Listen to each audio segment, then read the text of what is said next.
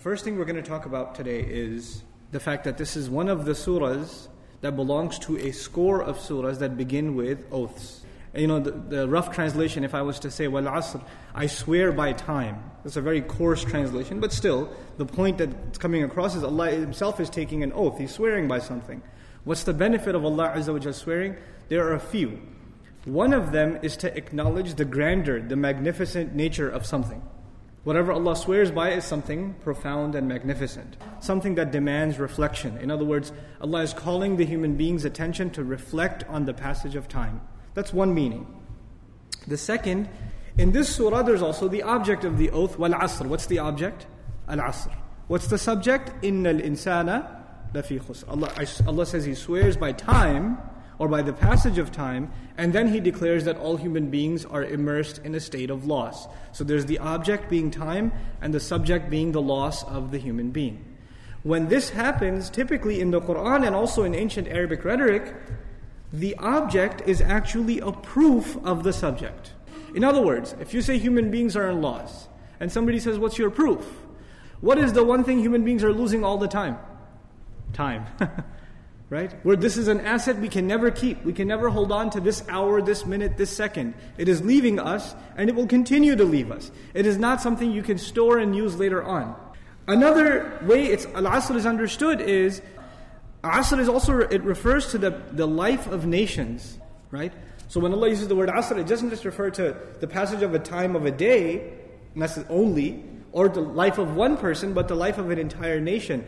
And these rises and falls of nations themselves are proof that human beings are in loss. Then you go further and we find that the oath, that the object of the oath is a witness for the subject of the oath. This is different now. We said two things. The object is a proof of the subject, that's one thing. The second is the object is a witness for the subject. How we understand that now in Surah Al-Asr is Allah is bringing time as a witness to something. What is time supposed to witness? That no doubt human beings are immersed in loss. What does that mean? You and I, and humanity at large, they run after things. We run after things that are actually distractions from our real purpose in life.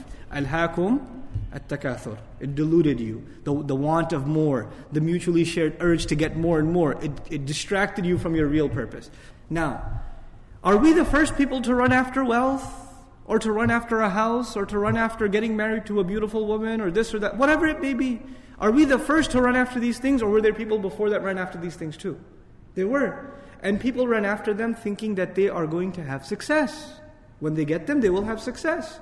And time, Allah made time a witness that people came and they ran after these things and they failed. And then other people came and they ran after these things and they failed again. And other people came and did the same thing again.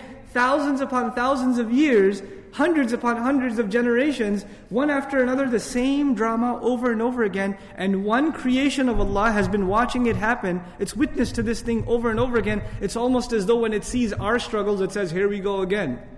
Here's another one. So in other words, time is a witness to the tragedy of human life, the tragedy of the human being's aspirations headed in the wrong direction. So time is being brought as a witness against us, or a witness to the tragedy of the human being.